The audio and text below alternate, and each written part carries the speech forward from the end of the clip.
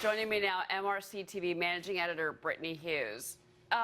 This fascinates me that we're even having this discussion, to be honest with you. But CNN is saying that they're not accusing President Trump of anti-Semitism. But isn't that the only answer to every single question that we just heard from all of their anchors? Well, yes. I mean, when you talk about why he hasn't tweeted this more vigorously or whatever, I mean, what other suggestion are you making other than to tacitly suggest that the president is, in fact, anti-Semitic? I mean, this is a new low for the liberal media, including CNN. At this point, they might as well just admit that President Trump can't scratch his nose wrong, or can't scratch his nose without doing it wrong. This is absolutely ridiculous. It borders on slanderous, frankly, to suggest that he's anti-Semitic simply because he didn't tweet about something like this. It's incredibly hypocritical, and it kind of makes you wonder, is there nothing else in the news to report than whether or not Donald Trump tweeted about bomb threats against Jewish community centers enough to satisfy the liberal media? It also raises the question, how many times could he have tweeted that would have been enough? He can't do anything right at this point. Well, I mean, and then you add in this, Hillary Clinton joined the attacks against him. She tweeted this today on the Jewish Community Center threat, saying everyone must speak out, starting with President Trump. I mean, Hillary, I mean, has everyone forgotten that his daughter converted to Judaism and his son-in-law is Jewish and his grandchildren are Jewish? I mean, I think this is all just, forgotten facts by the liberal media. Well, they absolutely are. It's also forgotten that Hillary Clinton took gobs and gobs of cash from countries that are extraordinarily anti-Semitic, do not like the Jews whatsoever, and for that matter, stone gay people. So it's interesting the things that the liberal media will focus on when they don't like somebody and completely ignore when they do.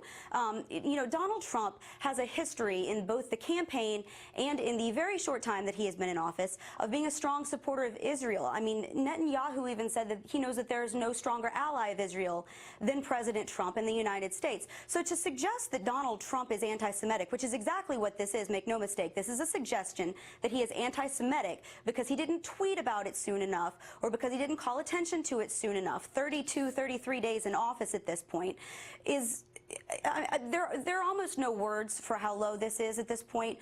It's a witch hunt to go after anything and everything that they can possibly say is wrong. And you're talking about a liberal media that defended a President Obama who spent the last 8 years being an apologist almost for radical Islamic terrorism to the point where he couldn't even say the word.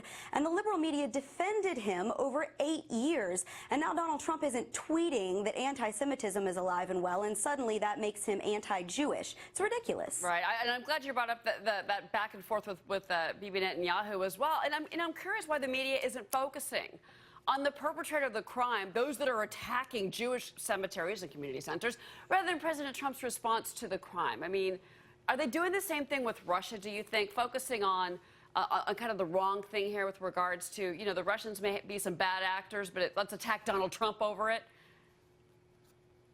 The liberal media is focusing on one thing and one thing only at this point, and that is taking down Donald Trump and his administration and going after anything that they can possibly get their hands on that they think might put him and his administration in a bad light. That's exactly what they're doing.